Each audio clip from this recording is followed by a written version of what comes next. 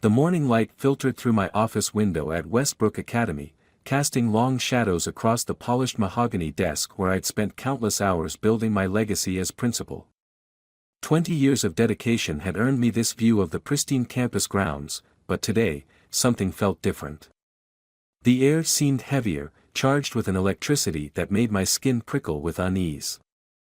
I watched through the window as my husband Tom crossed the courtyard, his familiar gait carrying him toward the English department where he'd taught for the past decade. We'd met right here at Westbrook, two educators passionate about shaping young minds. Our marriage had been the talk of the faculty, the dynamic duo, they called us. Principal Sarah Matthews and Professor Thomas Matthews, the power couple of private education. The intercom buzzed, Margaret's efficient voice cutting through my reverie. "Mrs. Matthews, your 9 o'clock interview is here. Jennifer Carson for the literature position. Send her in, Margaret." I straightened my blazer, prepared to evaluate another fresh-faced graduate seeking their first teaching position. But when the door opened, the temperature in the room seemed to drop 10 degrees. Jennifer Carson was anything but fresh-faced. She carried herself with the confidence of someone who knew exactly what she wanted, her designer outfit suggesting success rather than desperation. But it was Tom's reaction when he'd seen her name on the applicant list that now played through my mind, that slight tensing of his shoulders, the way his coffee cup had trembled almost imperceptibly. "Mrs. Matthews," Jennifer extended her hand, her grip firm and cool. "It's wonderful to finally meet you. Though I feel like I already know you through Tom's stories." The casual use of my husband's first name sent warning bells ringing through my head. "You know Tom?" "Oh yes," she smiled, sliding into the chair across from me. "I was one of his students at Berkeley, before he came to Westbrook. We stayed in touch over the years. Professional mentorship, you understand. Professional mentorship." The words hung in the air like smoke, acrid and choking. I'd heard about Tom's years at Berkeley, of course. The prestigious visiting professorship he'd held before joining me at Westbrook. But he'd never mentioned Jennifer Carson. The interview proceeded with mechanical precision. Her qualifications were impeccable, top of her class, published articles, glowing recommendations. But something in the way she spoke about literature, about passion and forbidden desire, made my stomach twist. She dissected Madame Bovary with particular relish, her dark eyes gleaming as she expounded on the nature of marital fidelity and societal constraints. "The heart wants what it wants," she concluded, smoothing her skirt. "Don't you agree, Mrs. Matthews?" Later that afternoon, I found Tom in his classroom, grading papers with the same focused intensity I'd always admired. "Jennifer Carson interviewed today," I said, watching his reflection in the window. "You never mentioned knowing her." The pen in his hand stilled. "Jennifer. Here." His voice carried a note I'd never heard before, something between fear and anticipation. "It was years ago, Sarah. Ancient history." But as he turned to face me, I saw it, that flicker of something in his eyes that spoke of memories best left buried. The same look I'd caught glimpses of over the years when he thought I wasn't watching, during those moments when he'd stare into space, lost in thoughts he never shared. "She's highly qualified," I kept my voice neutral, professional. Principal Matthews discussing a potential hire. "Top recommendations, impressive publication record." "Sarah."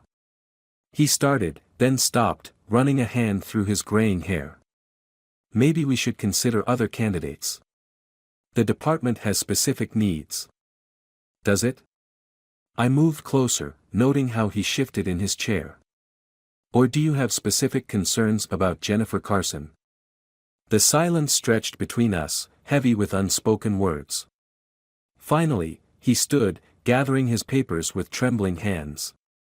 "I trust your judgment. You're the principal, after all." As I watched him hurry from the classroom, I remembered something Margaret had said earlier, a throwaway comment about Tom's reaction when she'd mentioned Jennifer's interview. "Looked like he'd seen a ghost," she'd said. That night, as Tom slept beside me, his breathing uneven and troubled, I opened my laptop. Jennifer Carson's social media presence was carefully curated: professional photos, academic achievements, carefully worded posts about literature and education. But there, buried in an album from 8 years ago, I found it. A younger Jennifer, radiant in evening wear, her arm linked through Tom's at some academic function. His smile in the photo was different from any I'd seen in our 15 years of marriage, unguarded, incandescent with joy. The caption read simply, "Some bonds transcend time." I closed the laptop, the blue light fading to leave me in darkness. Beside me, Tom murmured in his sleep, a name catching in his throat. I didn't need to hear it clearly to know what, or who, he was dreaming about. Tomorrow, I would draft the offer letter for Westbrook Academy's newest literature teacher. And then I would wait, watch, and learn exactly what kind of bonds my husband shared with Jennifer Carson. The weight of sleepless nights had begun to etch itself into my reflection, carving shadows beneath my eyes that no amount of concealer could disguise. 3 weeks had passed since Jennifer Carson joined our faculty, and with each passing day, I felt the foundations of my marriage crumbling beneath a tide of half-truths and lingering glances. I stood in Tom's study, my fingers trailing across the leather spines of his collected works, seeking answers in the spaces between books where dust had settled like secrets. The room carried the lingering scent of his cologne, mixed with aged paper and the tea he drank during late-night grading sessions.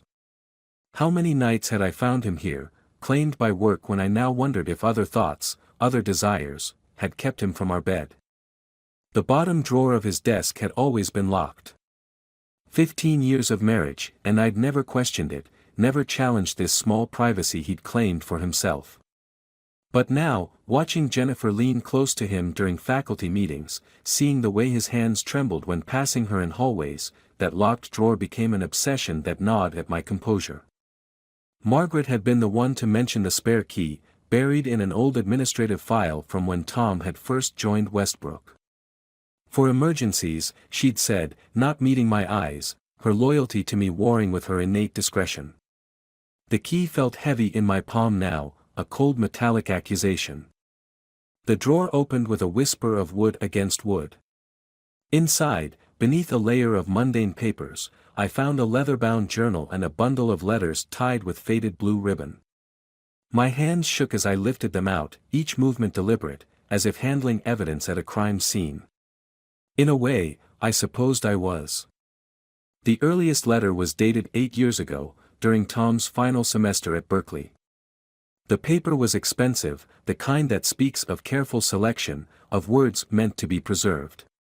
Jennifer's handwriting flowed across the page in elegant curves, each letter a deliberate seduction. My dearest Thomas. Last night remains burned into my memory, the way moonlight painted shadows across your face as you spoke of Keats, of love, of possibilities that stretch beyond the constraints of our current circumstance. You spoke of duty and obligation, but I saw the truth in your eyes. Some connections transcend the arbitrary boundaries of time and circumstance. The words blurred as tears threatened to spill. I blinked them back, refusing to let emotion cloud my judgment. Letter after letter revealed a relationship that had blazed far beyond the bounds of mentor and student. Their passionate discourse on literature barely masked the underlying current of desire, of promises made in moments of weakness. The journal entries were worse. Tom's private thoughts, his inner turmoil laid bare in ink and paper. He wrote of guilt, of sleepless nights spent wrestling with feelings he couldn't suppress. Of dreams where he chose differently, chose her. The final entry was dated just days before Jennifer's interview. She's coming back. After all these years, all my attempts to bury the past, she's returning like a ghost to haunt the life I've built. I love Sarah, she's been my rock, my partner, my safe harbor. But Jennifer. Jennifer is the storm that still rages in my blood, the poem I never finished writing, the road not taken that parallels every step of my chosen path. A sound in the hallway startled me. I carefully replaced everything, wiping away traces of my presence with hands that had stopped shaking. A curious calm had settled over me, the kind that comes when uncertainty is replaced with brutal clarity. That evening, I watched Tom grade papers at our kitchen table, his reading glasses perched on his nose, the very picture of domestic contentment. He looked up, catching my gaze, and smiled, that same warm smile that had once made me feel like the center of his world. "Everything all right, Sarah? You seem distant lately." "Just thinking about the past," I replied, my voice steady despite the storm raging beneath my carefully maintained facade. "About choices, consequences. The roads we take, and the ones we claim to have left behind." He paused, pen hovering above an essay. Something in my tone must have triggered a warning, because his smile faltered slightly. "The past is past, Sarah. What matters is the present." I reached for my wine glass, buying time to compose my next words. "Interesting perspective. Tell me, Tom, does Jennifer Carson share your view on letting the past rest?" The pen slipped from his fingers, leaving a dark slash across the student's paper, a violent gash of ink that seemed to mirror the wound torn through our marriage. His face drained of color, and in that moment of unguarded shock, I saw the truth he'd never had the courage to speak. "Sarah, I can explain." "No," I cut him off, rising from the table with a grace that surprised even me. "I don't think you can. But don't worry, darling. We have all the time in the world to discuss roads not taken. And I promise you, this conversation is just beginning." I left him there, surrounded by the wreckage of his carefully graded papers, and walked upstairs to our bedroom. In the mirror, I saw a woman I barely recognized, someone stronger, colder, more dangerous than the trusting wife I'd been this morning. Jennifer Carson wanted to play with fire. Fine. But she'd learned that I wasn't the only one who could get burned by the flames of the past. Revenge, I discovered, tastes like copper and frost, metallic and cold on the tongue as you plan the dismantling of everything you once held sacred. In the weeks following my discovery of Tom's letters, I underwent a metamorphosis that transformed me from wounded wife to careful strategist, each breath calculated, each move precise. The evidence of their renewed connection accumulated like fallen leaves in autumn, scattered across the landscape of my daily life. Margaret became my unwitting sentinel, her sharp eyes catching moments I couldn't witness myself. She'd leave carefully worded notes on my desk, late meeting in room 212, 5:45 p.m., or coffee shop conversation, Tuesday afternoon. Each note a breadcrumb leading toward an inevitable confrontation. "They speak in whispers," Margaret told me one evening, her normally efficient demeanor softened by concern. "But it's the silence between words that speaks volumes. When they think no one's watching, there's a gravity between them that pulls like tide against shore." I sat in my office that night, long after the hallways had emptied of students and staff, watching surveillance footage from the past week. The camera outside the English department captured their daily dance, Jennifer lingering after department meetings, Tom's hand brushing her arm in gestures that could be dismissed as casual if you didn't know where to look. Their bodies angled toward each other like compass needles finding true north, betraying a magnetism that years and marriage vows had failed to break. The most damning evidence came from the security camera in the parking lot. Tuesday evening, well after classes had ended, Tom's car pulled up beside Jennifer's sleek BMW. Their conversation through the open window lasted 17 minutes. I counted every second, watching Jennifer lean into his space, her hand resting on the door frame as if claiming territory. When she finally pulled away, her smile held the satisfaction of a predator who had just spotted wounded prey. That night, I lay beside Tom in our bed, studying the familiar planes of his face in the darkness. He slept the uneasy sleep of the guilty, his dreams chasing him through whatever labyrinth of justification he'd constructed. I wondered if he dreamed of her, if in those unguarded moments of subconsciousness, he revealed the truth his waking self worked so hard to conceal. "You're different lately," he'd said earlier that evening, watching me prepare for bed with the wariness of someone who suspects they're being hunted but can't identify the predator. "Distant. Is everything all right?" I'd given him the smile I'd perfected in recent weeks, warm on the surface but holding winter in its depths. Just busy with work, darling. End of semester evaluations coming up. The mention of evaluations had made him flinch slightly. Jennifer's probationary period review was approaching, and as principal, my recommendation would carry significant weight. It was a card I held close, one of many I'd begun collecting in this game of marital poker. Margaret's latest note had confirmed my suspicions about their Tuesday rendezvous. Coffee shop meeting, 45 minutes. She touched his hand 3 times. He pulled away twice, but not the third time. I'd watched them the next day in the faculty lounge, noting how they maintained careful distance, how their eyes never quite met. But there was a tension in the air between them, like the charged atmosphere before a storm. Jennifer's presence had the effect of a stone dropped in still water, ripples of unease spreading outward, disturbing the peaceful surface of my carefully ordered world. But she'd made a critical error in underestimating me. Perhaps Tom had painted a picture of a docile wife, too secure in her position to notice the subtle erosion of her marriage.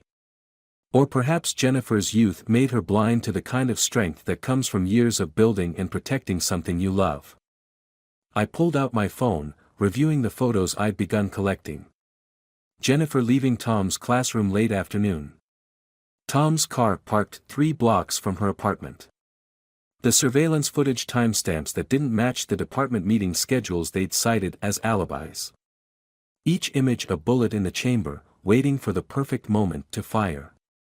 The next morning, I received an unexpected ally.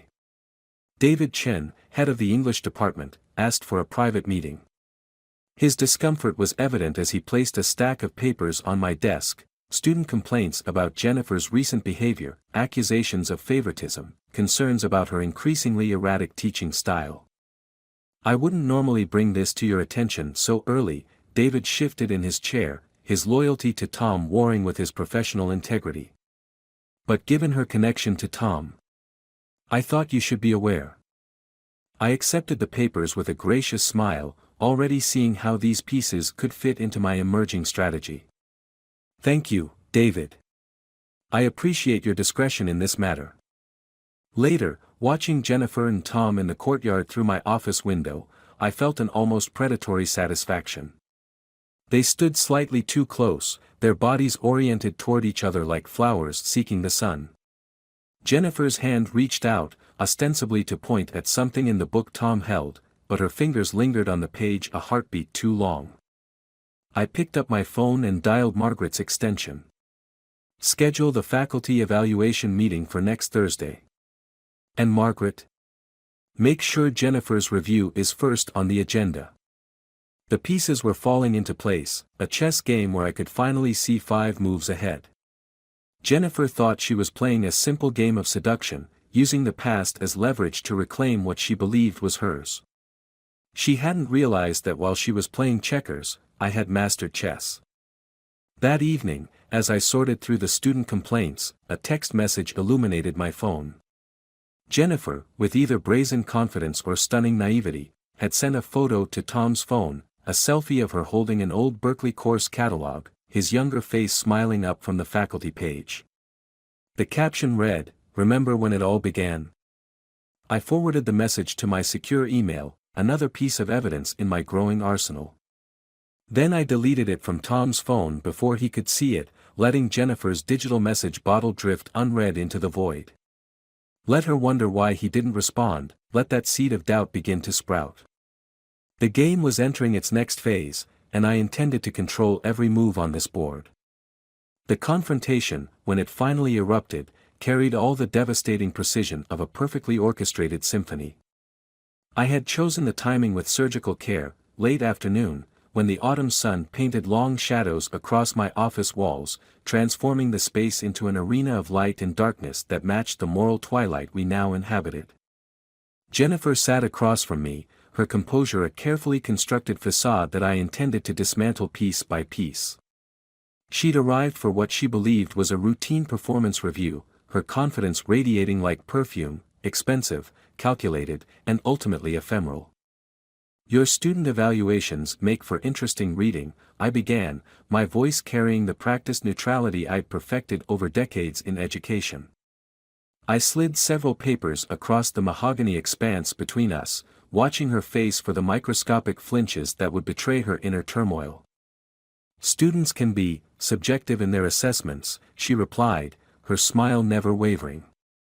But I caught it, that slight tension in her jaw, the almost imperceptible straightening of her spine. The predator in her recognized that something had shifted in the air, like prey sensing the whisper of wings overhead. Subjective, yes. But patterns emerge. I selected another document from my arsenal. Much like patterns in other areas. Your frequent late-night consultations with Professor Matthews, for instance. Your coffee shop meetings that somehow never appear in any departmental logs. The change in her expression was subtle but profound, like watching frost creep across a window pane, crystallizing into something sharp and dangerous. I wasn't aware my professional mentorship meetings required documentation, Principal Matthews. Professional mentorship. I let the words hang in the air between us, each syllable dripping with unspoken knowledge. Like your mentorship at Berkeley. The one that inspired such passionate correspondence. Her composure cracked, just for a moment, but it was enough. I saw the calculation behind her eyes, the rapid reassessment of battlefield positions. I'm not sure what you're implying, but my relationship with Tom has always been dash. Tom. I interrupted, my voice silk over steel. Not Professor Matthews. How quickly we abandon formality when cornered, Ms. Carson. I opened the folder before me, extracting a photograph, them in the parking lot, her body angled toward his car window with an intimacy that defied professional boundaries. Let's dispense with the pretense, shall we? You didn't come to Westbrook for the teaching position. You came for what you believe was stolen from you 8 years ago. He loved me. The words escaped her like a confession, sharp and sudden. Her carefully maintained facade crumbled, revealing the raw hunger beneath. He still loves me. Every time he looks at me, I see it in his eyes, the regret, the longing, the what-ifs that have haunted him since Berkeley. I leaned forward, my voice dropping to a confidential whisper. Then why, Jennifer, did he marry me? Why has he stayed, all these years, building a life that you can only observe from the periphery? Because he's a coward, she spat, emotion finally overtaking calculation. He chose safety over passion, security over love. But I'm here now, and I won't let him hide behind his comfortable lies anymore. A knock at the door interrupted her tirade. Right on schedule. Come in, I called, not taking my eyes from Jennifer's face. Tom entered, stopping short when he saw the tableau before him. Sarah. Margaret said you needed to see me urgently. Perfect timing, darling, I smiled, gesturing to the empty chair beside Jennifer. We were just discussing the nature of choices. Of passion versus comfort. Of truth versus convenient lies. The color drained from his face as he took in the scattered photographs, the familiar handwriting on exposed letters. Jennifer turned to him, her expression a mixture of triumph and desperation. Tell her, Tom. Tell her the truth about us, about what we had, what we could still have. But Tom remained frozen in the doorway, his eyes darting between us like a cornered animal seeking escape. The silence stretched, pregnant with 2 decades of secrets and lies. I saved the most interesting evidence for last, I continued, my calm belying the storm raging beneath my surface. I pressed play on my phone, and Jennifer's voice filled the room, a recorded conversation from yesterday, where she'd cornered Tom in the empty library. You promised me, her recorded voice echoed, raw with emotion. That night before you left Berkeley, you promised this wasn't the end. That someday, when the time was right. The real Jennifer lunged for my phone, but I was faster, pulling it away as Tom finally found his voice. Stop, he pleaded. Sarah, please. Please what, Tom? Please don't expose the web of lies you've woven. Please don't reveal how you've played both sides, feeding Jennifer's delusions while maintaining your comfortable life with me. Jennifer turned on him then, years of suppressed rage breaking through her polished veneer. Delusions? Tell her about the hotel last week, Tom. Tell her about every promise you've whispered when you thought no one could hear. The revelation hung in the air like smoke, acrid and choking. But it wasn't pain I felt anymore, it was a crystalline clarity, sharp as broken glass and twice as dangerous. I had orchestrated this moment perfectly, bringing both my husband and his lover to the point where their own passions would unravel the careful deceptions they'd constructed. The stage is yours, I said, rising from my chair with regal composure. But remember, every word you speak now determines not just your future at Westbrook, but your future in education entirely. Choose your next moves carefully. I moved toward the door, pausing beside Tom. And darling? When you're finished destroying each other with truth or lies, whichever you finally decide to embrace, we'll have our own conversation about choices and consequences. The sun had set outside my office window, but the real darkness was just beginning to unfold behind me. The aftermath of confrontation settled over Westbrook like nuclear winter, silent, devastating, and irreversibly transformative. I spent that night in my office, watching darkness claim the campus while my mind architectured the ruins of my marriage into something new and terrible. The leather of my chair creaked with each measured breath, keeping time with the methodical dismantling of everything I'd once held sacred. Margaret brought me coffee as midnight approached, her presence a quiet affirmation of allegiance. The board members have been notified about tomorrow's emergency meeting, she said, placing a fresh stack of documents beside my laptop. Everything you requested is here. I traced my fingers over the papers, financial records, email correspondences, surveillance footage transcripts. Each page a brick in the wall I was building between past and future. Tell me, Margaret. When did you first suspect? She paused, weighing loyalty against truth. The signs were there from her first day. The way she looked at him, not like someone meeting an old mentor, but like a hunter sighting prey she tracked across years. The metaphor rang true, though perhaps Jennifer hadn't realized she wasn't the only predator in this game. I'd spent the hours since our confrontation reviewing security footage from every angle, watching their world implode in high definition. Tom's desperate attempts to follow me had been blocked by Jennifer's hysterical demands for explanation. Their argument had echoed through the administrative wing, their voices rising and falling like waves beating against a shoreline already eroded beyond recognition.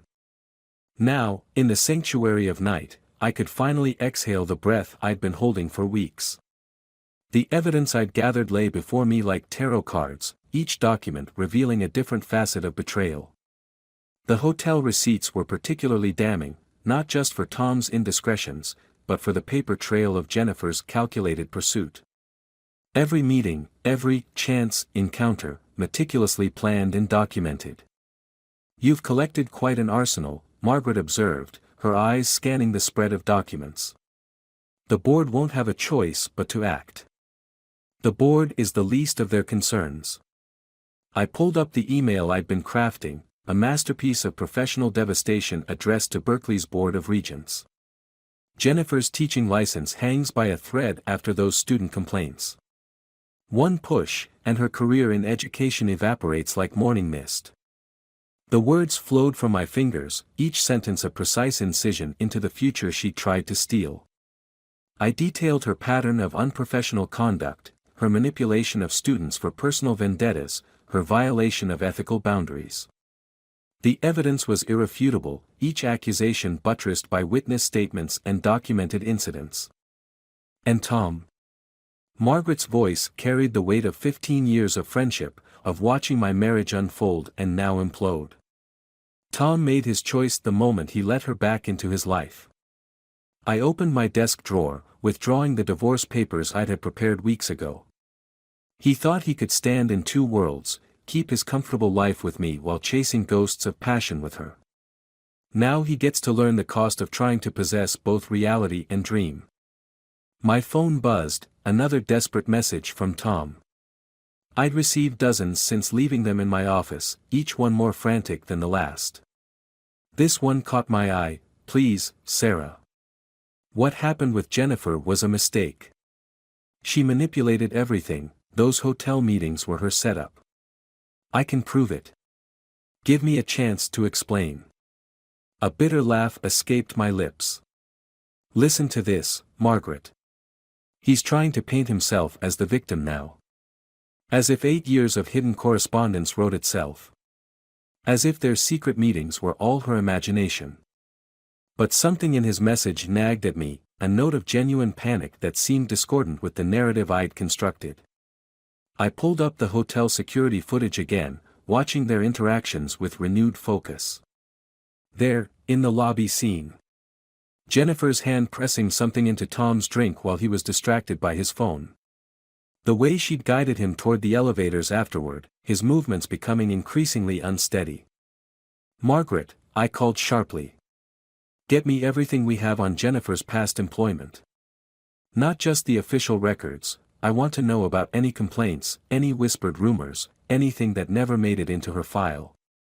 The next hours passed in a blur of revelation. Jennifer's pattern emerged like a poisonous flower blooming in darkness, 3 other married professors at different schools, each relationship following the same script. Secret meetings orchestrated through careful manipulation, evidence collected and leveraged for blackmail, careers and marriages destroyed in her wake. She's not just a former student pursuing an old flame, I realized, the pieces clicking into place with terrible clarity. She's a professional predator. She chose Tom because of me, because taking him would mean destroying not just a marriage, but my entire professional world. I leaned back in my chair, a new strategy crystallizing in my mind. Tom's betrayal remained unforgivable, but the game had shifted. Jennifer wasn't just attacking my marriage, she was threatening my school, my legacy, everything I'd built. Cancel tomorrow's board meeting, I instructed Margaret, already reaching for my phone. The evidence we've gathered needs to be presented somewhere else first. Get me Detective Carson at the Fraud Division, the one who handled that embezzlement case last year. What are you planning? Margaret asked, recognizing the dangerous calm in my voice. I smiled, feeling the last pieces of my old self fall away, revealing something harder and more lethal beneath. I'm planning to teach Jennifer Carson the difference between playing games and going to war. Tom can keep his regrets and his weakness, I have bigger prey to hunt now. The night deepened around us as I began to outline my new strategy. Jennifer thought she was destroying my world, but she'd only succeeded in awakening something far more dangerous than a betrayed wife. She was about to learn that some predators hunt not for passion or victory, but for the sheer, devastating precision of the kill. The annual Westbrook Academy Conference had always been my crown jewel, a gathering of educational luminaries where we showcased our excellence. This year, it would become my theater of war. The grand auditorium hummed with anticipation as I stood at the podium, surveying the assembled faculty, board members, and distinguished guests. Jennifer sat in the front row, radiating the smug confidence of someone who believed they'd already won. I'd chosen my armor carefully that morning, a steel gray suit that caught the light like a blade, stilettos that clicked against the hardwood stage like a countdown to execution. The weight of the evidence in my briefcase anchored me to this moment of crystalline purpose. Today's presentation, I began, my voice carrying the authority of someone who had walked through fire and emerged not just unscathed, but transformed, concerns an issue at the very heart of educational integrity. The projector hummed to life behind me, displaying Jennifer's professional history in clinical detail. Her shoulders tensed, the first hairline crack in her facade. She hadn't expected this public arena to become her judgment court. We've uncovered a pattern of predatory behavior spanning multiple institutions, I continued, each word precisely measured. A systematic exploitation of professional relationships for personal gain and destructive pleasure. The evidence unfurled like a tapestry of manipulation, bank records showing payments from previous victims, emails revealing her methodical targeting of married educators, surveillance footage documenting her calculated use of drugs and blackmail. The audience's initial murmurs of confusion transformed into gasps of shock and disgust. Tom sat 3 rows behind Jennifer, his face a landscape of dawning horror as he realized how completely he'd been played. The talk screen results from the hotel incident appeared on screen, irrefutable proof of Jennifer's pharmaceutical manipulations. I watched him absorb the truth of his own victimization, the understanding that he'd been nothing more than another trophy in her calculated game. Ms. Carson, I turned to face her directly, watching her desperate attempt to maintain composure. Would you care to explain these findings to the board? Perhaps start with your dismissal from Berkeley, the real reason, not the sanitized version in your employment records. She stood, a cornered animal preparing for a final, desperate attack. This is absurd. A witch hunt orchestrated by a jealous wife who couldn't keep her husband's interest. Tom and I share something real, something beyond your comprehension. I smiled, the expression carrying all the warmth of a midwinter midnight. Detective Morrison, would you like to share your department's findings? The detective rose from his seat near the back, his badge catching the auditorium lights. Jennifer Carson, we have a warrant for your arrest on multiple charges of extortion, fraud, and criminal conspiracy. Your previous victims have all come forward. The chaos that erupted was magnificent, Jennifer's desperate lunge for the exit, the swift intervention of waiting officers, the collective gasp of an audience watching justice manifest in real time. But I remained still at the podium, a fixed point in the storm, finally understanding that true power lies not in the ability to destroy, but in the precision with which you orchestrate revelation. Hours later, I stood in my office, watching the last police car pull away with Jennifer in custody. The charges would stick. Her previous victims had jumped at the chance to testify, each carrying their own scars from her calculated predation.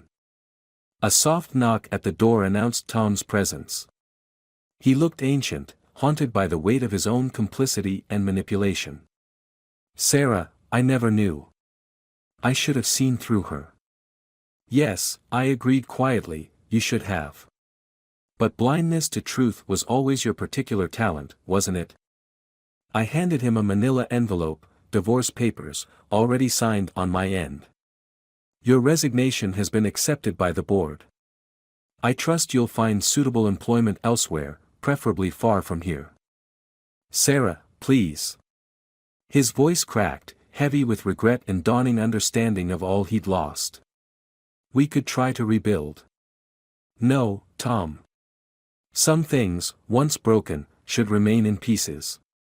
It's not about forgiveness or second chances anymore. It's about finally choosing myself. He left without further argument, carrying the wreckage of our marriage in a manila envelope. I turned to the window, watching the sun set on my transformed world. The woman I'd been when this all began, trusting, vulnerable, defined by her roles as wife and partner, had burned away in the crucible of betrayal and revelation. In her place stood someone new, someone forged in the fire of deception and tempered by the cold clarity of truth. The school would recover from this scandal, possibly emerge stronger. I would retain my position, my reputation enhanced by the swift justice I'd orchestrated. Margaret appeared in the doorway, carrying 2 glasses of wine. To new beginnings, she offered. I accepted the glass, watching the last light of day paint the sky in shades of possibility. To clarity, I corrected. And to the understanding that sometimes, the greatest act of love is choosing yourself.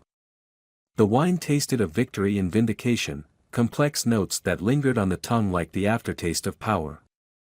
Tomorrow would bring new challenges, new battles, new opportunities for strength. But for now, I savored the profound peace that comes with finally, irrevocably, becoming exactly who you were meant to be. In the end, Jennifer had given me an unexpected gift. The destruction of my comfortable illusions had revealed a core of steel I never knew I possessed. Sometimes, it takes a predator to awaken the warrior within. And now that she was awake, she would never slumber again.